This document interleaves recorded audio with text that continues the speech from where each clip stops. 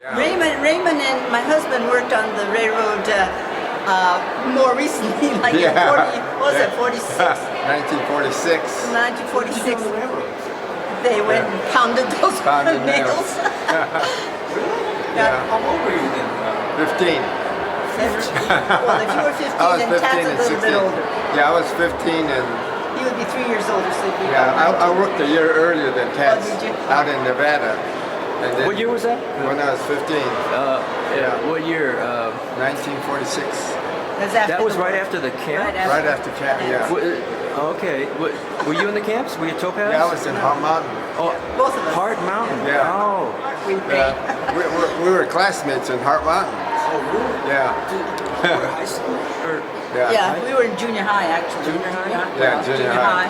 Then, yeah, Oh. we left, but we were in high school by then. We've been connected in different ways because she was a roommate with my sister going to the university, and I used to live in the same place around. Yeah. And so we've been kind of from Hart Mountain to the Salt University Lake. of Utah, and then in JACL and various things. Wow. Yeah. Oh, so you've been practically lifelong residents of Salt Lake City and Utah and this area? Actually, I he was went to born in California. Ogden. Ogden. Yeah. Oh. Then I moved to California, El Monte, and that's how I got into camp. Yeah, they had to start the West Coast. Oh my God. Jeez. So, Okay, can I get your name for the camera? okay, I'm Jeanette Misaka. And Raymond Uno. you're a retired judge? Yeah, retired. Okay. Here in Salt Lake City? What, Yeah. Superior or? Third District Court, which is equivalent to the Superior Court of California. You said you went to California for what, education or? No, my father got a job in El Monte, California. And, Down south? yeah, back in Southern California. 1938. And so, Oh, 41. you took the we family got with cut you? up. Yeah. Oh. Yeah. So, And but- his dad really fought in the First World War. That's how he Yeah. got his citizenship. And Yeah. then he passed away in Hart Mountain Oh. in camp. And so he's got a really a long legacy. Was your father an Issei? Or an Issei? My father Issei, was an Issei. Issei, but he got naturalized. And he got Oh. naturalized because Because he he was- served in the First World War. Americans, you know. Did he join or was he? Yeah, he Oh, joined. voluntarily. Oh. Yeah, he volunteered. And he went to Europe, Yeah, France. 1917. Wow. Served there a year and came back. Well, what did you do? Were you in the camps or did you go volunteer for the military? Yeah, well, MIS. yeah. After I got out of camp, I graduated out of high school, and as soon as I graduated, I volunteered for service. And I applied for MISL, Military Language School. Yeah. And for some reason, they took me in. I didn't know any Japanese, but Oh, really? Yeah. I was there a year, and then went to Japan, and then I was in MIS and CIC. In the occupation? Yeah. Yeah, post-war. Ah. Yeah, my dad was at MIS. Was he? Yeah, he was in the Philippines. Oh. Leyte. Yeah. What's your name?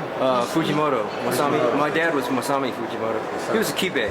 Kibe. Born in Oakland and raised in Yamaguchi camp. Yeah. I'm just trying to think. Yeah. Did he go to the language school or He went to Fort Snelling. Fort Snelling? Yeah, he's. Oh, well, what? That's where That was in Watt Minnesota. too. Watt was there. Yeah. Fort Snelling. You're here today in the 145th anniversary of the Transcontinental Railroad completion. A lot of the labor was done by Chinese Americans. Right. What is you're Japanese American from Salt Lake City, and you represent the JACL Right. in Salt Lake City at this celebration. What is the connection between Well, with this celebration? Well, in our community, in Salt Lake area, we do a lot of things together now with the OCA, Oh. and they invited us. Well, it's really Corky Lee wanted all the Asian Pacific Islanders to support this occasion because it's part of our history as well.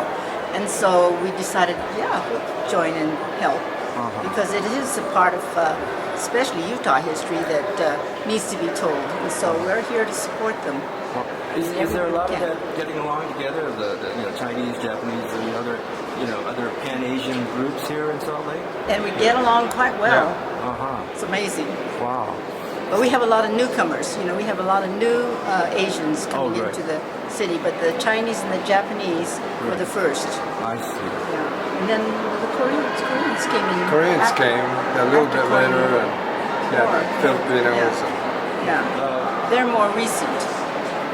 Roy, you said you worked on the railroads in '46 when you were young. What did you do on the railroads, and how did you get involved with that kind of work? When I got out of camp, Yeah. it's hard to find a job, and I was only 15, and I needed work. And I had a friend named Aki Yamaguchi, whose father was a railroad agent. And Aki says, I think I can get you a job on the railroad. And I said, okay. And so he, I guess, checked with his dad and says, you have to be 18. I said, don't worry about it. He says, we'll get you in. And so How old were you actually? 16? I was 15 years old, and they sent me to Nevada. So I was out in Palisade, Nevada, and we worked on the railroad as an extra gang all across Nevada.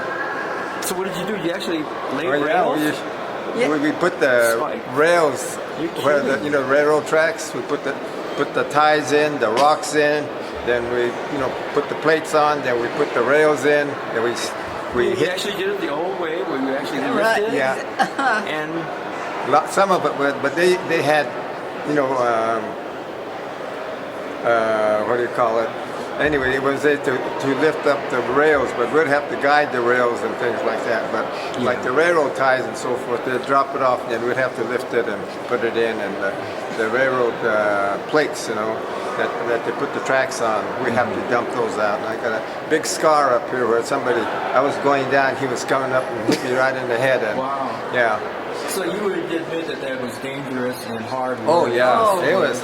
For me, it was hard. You were so young. I was 15, and other people were 40 and 50-year-olds. Grizzled Issei. They had a lot of Issei on there. Was And, Issei on there too? yeah, Hispanics and some people from Hawaii and so forth. There are a lot of Asians. Well, was the pay good or? For me, it was really good. You'd have to be to go through that. Oh. Yeah. Well, which rail was that for the Union Pacific? Yeah, I think I worked for the Union Pacific. Yeah. So you can feel a kinship to the Chinese American workers, Yeah. the Chinese workers who worked on the old Definitely. promontory. Well, why in the past haven't they been recognized? You think all the reenactments have been in Gold Spike National Park. They've been mostly Caucasians and hardly any Chinese. Why hasn't it been part of our Why history? hasn't it been recognized up until now? Like everything else, like camp things are also just coming out in terms of curriculum in the schools and such. And we want this to be part of Utah history I see. curriculum too, Oh. So as Topaz is Yeah. getting to be anyway, more and more. That's the But thing it about- takes a long time. After Really? the civil rights movement and such, I think things have opened up for re-examining things of the past and bringing a little bit more justice to what was then. I think this would make a lot of people, pay attention to like Utah and Salt Lake City, Utah history. Right. They read Where? about the Transcontinental Railroad joining at Promontory Point, and they Yeah. have pictures, and it's all white people there, Yeah. with Yeah. Stetsons and things like that, but no Chinese. Mm-hmm. And the So- Chinese, there had 12,000 of them that worked on the railroad. Yeah. That really helped to make that possible, Yeah. And so they thought that it should be, part of history Yeah. that the Chinese did contribute.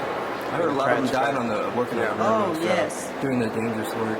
It's interesting, in 1869, when the railroad was completed, they had a Japanese group that came through, and they got stuck in Utah because of the snow, and they stayed for over a week, and they were entertained by the Mormons. And that's how the Mormons became aware of the Japanese. Oh. And these people were diplomats and very important people, so they were highly educated.